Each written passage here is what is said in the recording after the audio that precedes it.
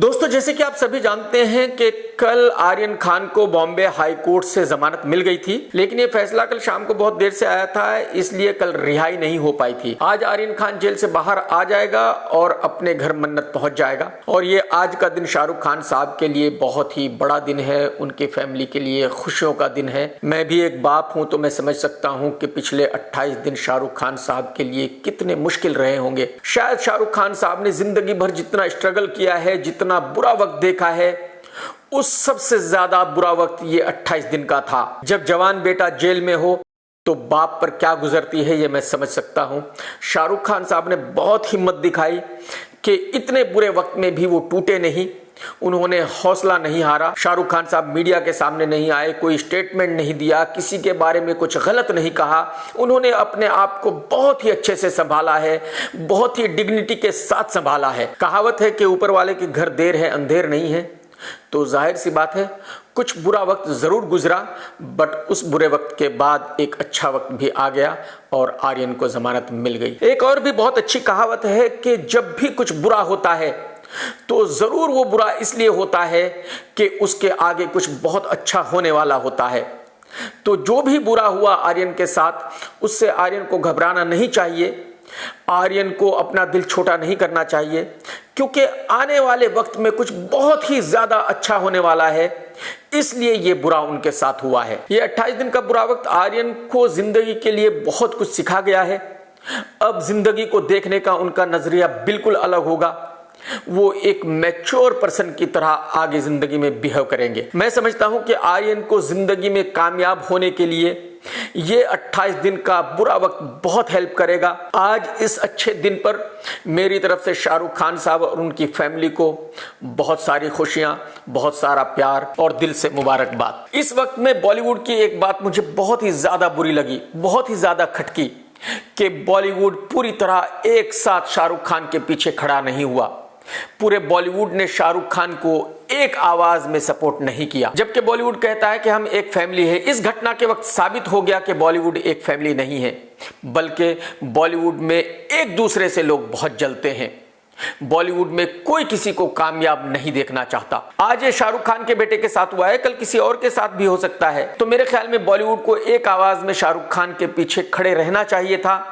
पूरे बॉलीवुड को पूरी तरह से शाहरुख खान को सपोर्ट करना चाहिए था, बट बॉलीवुड ने ऐसा नहीं किया और ये बहुत ही ज्यादा गलत किया। मैंने शाहरुख खान साहब को पहले दिन से आज तक सपोर्ट किया, बट इसका मतलब ये नहीं कि मैं उनकी आने वाली फिल्मों को 4 और 5 स्टार्स देने वाला हूं।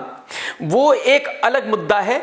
रिव्यू करना मेरा काम है और सच्चा रिव्यू करना मेरा काम है, लेकिन जब बात फैमिली की थी, बच्चों की थी, तो ये मेरा हक बनता था कि मुझे शाहरुख खान साहब को सपोर्ट करना चाहिए और इसी तरह पूरे बॉलीवुड को शाहरुख खान को सपोर्ट करना चाहिए था। ये भूलकर कि किसकी उनसे क्या दुश्मनी है, क्या दोस्ती है, किसका उनसे कैसा रिलेशन है। अब बहुत सारे लोग ये पूछ रहे हैं कि भाई आर्यन खान को जमानत तो मिल गई, लेकिन केस तो खत्म नहीं हुआ, तो केस अदालत में जाएगा, शायद आर्यन को सजा हो जाएगी, शायद ये हो जाएगा, वो हो जाएगा। बिल्कुल कतई ऐसा कुछ नहीं होगा। मैं ब्लैंक पेपर पे लिख करके दे सकता हूं कि आर्यन खान को 2 रुपए का फाइन भी नहीं होगा, सजा होनी तो बहुत दूर की बात है। जहां तक मैं समझता हूं ये केस अदालत में जाएगा ही नहीं, क्योंकि इस केस में कोई दम ही नहीं है। ये केस बिल्कुल साफ साफ नजर आ रहा है कि बनाया हुआ है, फेक है। मैं गारंटी के साथ कह सकता हूं कि आर्यन के वकील इस केस को डिसमिस कराने के लिए हाईकोर्ट में जाएंगे, वहां यह केस खत्म हो जाएगा। और अगर वहां नहीं हुआ तो आर्यन के वकील फिर सुप्रीम कोर्ट जाएंगे और वहां यह केस डिसमिस हो जाएगा। इस केस में ऐसा कुछ भी नहीं है जिसकी वजह से यह केस अदालत में जाए और आगे चले, क्योंकि आप सब लोग जानते हैं कि आर्यन का मेडिकल हुआ था और मेडिकल रिपोर्ट में यह साफ आया है कि आर्यन ने ड्रग्स का यूज नहीं किया था।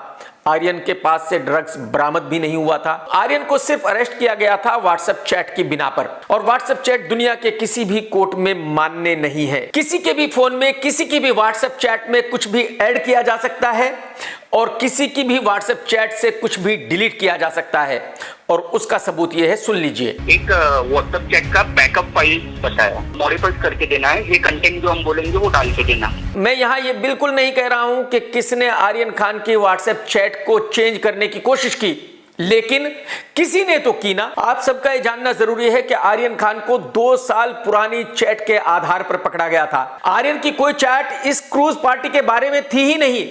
आर्यन की वो चैट थी जो उसने 2019 में की थी जब वो अमेरिका में था। बहुत लोग ये कहेंगे कि मैं तो आर्यन को सपोर्ट कर रहा हूं, बचाने की कोशिश कर रहा हूं। बिल्कुल नहीं कर रहा हूं। चलिए, मैंने आपकी बात मान ली कि आर्यन अमेरिका में ड्रग्स करता था। अगर वो अमेरिका में ड्रग्स करता भी था तो उस इल्जाम में उसको इंडिया में अरेस्ट नहीं किया जा सकता। अगर उसने 2 साल पहले अमेरिका में रहते हुए कोई व्हाट्सएप चैट की भी थी तो उस क्राइम के लिए उसको इंडिया में अरेस्ट नहीं किया जा सकता। आप खुद ही सुन लीजिए कि कोई तो था जो आर्यन खान की चैट का रिकॉर्ड इन साहब के पास लेकर के गया था और इनको कहा गया था कि इसमें कुछ नया चैट डाल दीजिए 2022 का और कुछ पुराना डिलीट कर दीजिए। जो हम मॉडिफिकेशन बोलेंगे वो करके देंगे। बट वो पॉसिबल है टेक्निकली? हाँ मैम। यानी इससे ये साफ पता चलता है कि किसी के भी फोन में कोई भी चैट डाला जा सकता है और कुछ भी डिलीट किया जा सकता है। इसीलिए व्हाट्सएप चैट दुनिया के किसी भी कोर्ट में एज ए एविडेंस माना नहीं जाता। तो जब आर्यन को व्हाट्सएप चैट के आधार पर अरेस्ट किया गया और वो व्हाट्सएप चैट 2 साल पुराना है जब वो अमेरिका में रहता था और वो व्हाट्सएप चैट किसी भी कोर्ट में एज ए एविडेंस माना ही नहीं जा सकता, तो जाहिर सी बात है आर्यन पे केस चल ही नहीं सकता। लेकिन अभी भी कुछ लोग कहेंगे कि नहीं, मैं आर्यन को सपोर्ट कर रहा हूं। चलिए, मैंने मान लिया कि आर्यन का केस अदालत में जाएगा। इसी तरह फरदीन खान भी पकड़े गए थे और उनके पास से अच्छी खासी ड्रग्स बरामद हुई थी। जब केस अदालत में गया तो जज साहब ने फरदीन से कहा कि आप माफी मांग लीजिए और लिख करके दीजिए कि आप फ्यूचर में कभी ऐसा नहीं करेंगे और केस खत्म।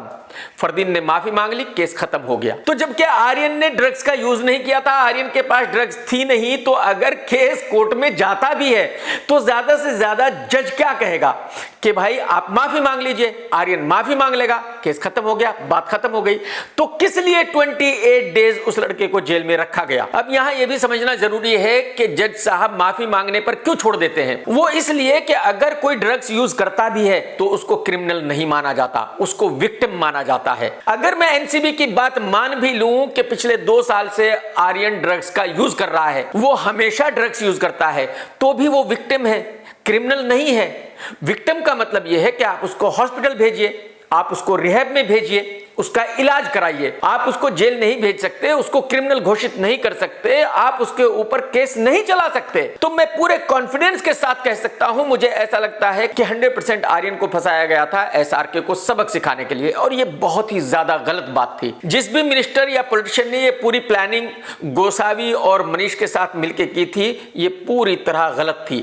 कभी भी किसी की फैमिली को अटैक नहीं करना चाहिए। भाई, अगर आपको एसआरके को सबक सिखाना है, सिखाइए।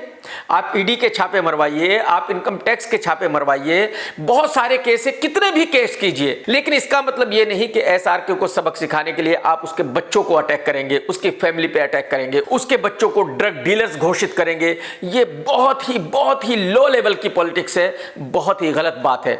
और जब मनीष और गोसावी इस प्लानिंग को लेकर समीर वानखेड़े साहब के पास आए थे, तो मेरे ख्याल में समीर ने उसी वक्त मना कर देना चाहिए था कि भाई मैं इसमें इन्वॉल्व नहीं हूंगा, मैं किसी की फैमिली को टारगेट नहीं करूंगा, मैं किसी के बच्चों को बदनाम करने की कोशिश नहीं करूंगा। लेकिन शायद समीर भी लालच में आ गए थे, क्योंकि उनको फेमस होने का बहुत शौक है। जब उनका नाम अखबार में छपता है, न्यूज में आता है, तो उनको बड़ी खुशी होती है। और ये फेमस होना बहुत खतरनाक है। राम रहीम के साथ भी यही हुआ।